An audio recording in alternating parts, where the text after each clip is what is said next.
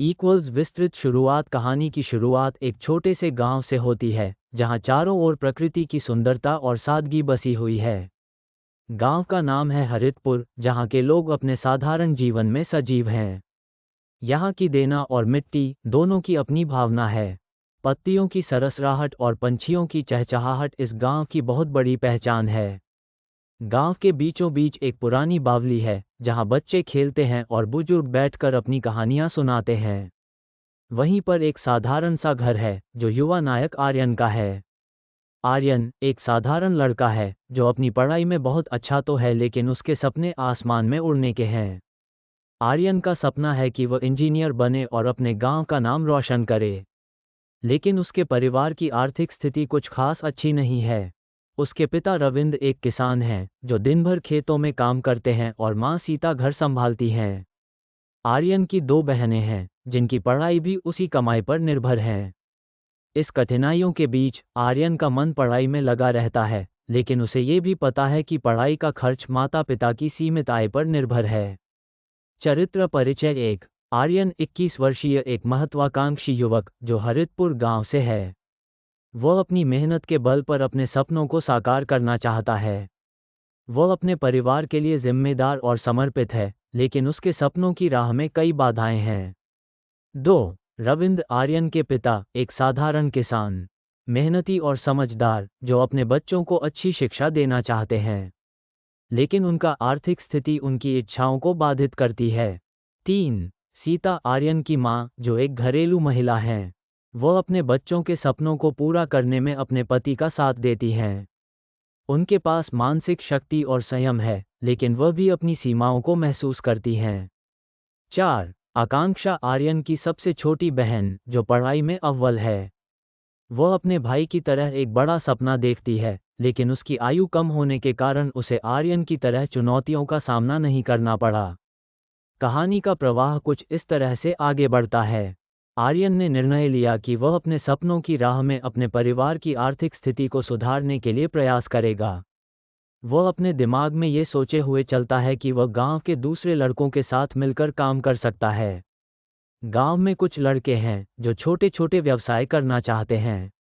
आर्यन ने सोचा कि अगर वह उन सभी का मार्गदर्शन करे तो न केवल उनकी आय बढ़ेगी, बल्कि उसकी अपनी पढ़ाई के लिए भी सहायता मिल सकती है।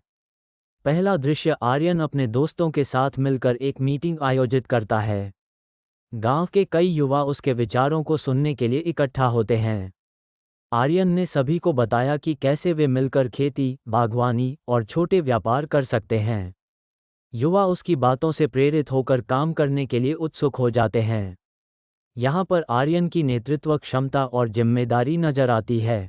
दूसरा दृश्य एक शाम, जब आर्यन अपने खेतों में काम कर रहा होता है, तभी उसे अपनी बहन आकांक्षा का कष्ट नजर आता है।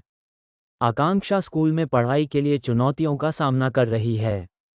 हर बार पढ़ाई में कठिनाई आने पर वह घबरा जाती है। आर्यन को उसकी चिंता समझ में आती है। वह उसे लगातार प्रोत्साहित करता है और उसे उसके लक्ष्य की ओर प्रेरित करता है। आर्यन का ये प्रोत्साहन उसकी छोटी बहन के लिए बेहद महत्वपूर्ण होता है। तीसरा दृश्य कई महीनों की मेहनत के बाद आर्यन और उसके दोस्तों का समूह धीरे धीरे सफल होने लगता है। वे मिलकर सब्जियों और फलों की खेती करने लगते हैं। स्थानीय बाजार में उनका व्यापार चलाने के लिए वे खुद को तैयार करते हैं। इस दृश्य में दिखाई देता है कि कैसे एकता और सामंजस्य से काम करके वे अपने सपनों को पूरा कर रहे हैं। चौथा दृश्य, लेकिन सफलता की राह में भी मुश्किलें आती हैं। गांव के कुछ लोग आर्यन के बढ़ते प्रभाव से जलते हैं। एक दिन कुछ पिछड़े विचारधारा वाले लोग उसे रोकने की कोशिश करते हैं। इन परेशानियों के बीच आर्यन और उसके दोस्तों को विशाल मानवता दिखाते हुए एकजुट रहना पड़ता है। यह आर्यन के लिए एक महत्वपूर्ण सबक सिद्ध होता है कि जब भी आप ऊंचाई पर पहुंचते हैं तो आपको ये कड़े संघर्ष भी सहने पड़ते हैं। पांचवां दृश्य, आर्यन और उसके दोस्तों को नए मनोबल की आवश्यकता होती है। इसलिए वे गांव के बुजुर्गों से मार्गदर्शन लेने का निर्णय लेते हैं। जिन बुजुर्गों ने कठिनाइयों का सामना किया था, वे अपने अनुभव में से आर्यन को मार्ग दिखाते हैं। ये दृश्य गांव के सांस्कृतिक धरोहर और समाज की परंपराओं को दर्शाता है। छठा दृश्य, आर्यन ने अब ठानी है कि उसके आगे कोई रुकावट नहीं आ सकेगी। वह अपने शिक्षा के लिए शहर जाने का निर्णय लेता है, लेकिन उसे ये चिंता होती है कि उसका परिवार उसके बिना कैसे चलेगा। सीता और रविंद्र अपने बेटे को बेपनाह समर्थन देते हैं। उनका प्यार और समर्पण आर्यन की ताकत बनता है। 7वां दृश्य शहर में आर्यन को विभिन्न अनुभव होते हैं। पहले दिन उसे नए शहर की भीड़-भाड़, ध्वनि और संस्कृति के बीच खुद को ढालने में कठिनाई होती है। लेकिन वह अपनी मेहनत पर विश्वास रखता है। वह दिन रात पढ़ाई करता है और अपने सपनों की तरफ बढ़ता है। इस दौरान वह अपने दोस्तों से भी मिलता है, जो उसकी परिस्थितियों में उसकी मदद करते हैं। 8वां दृश्य समय बीतता है और आर्यन की मेहनत रंग लाती है।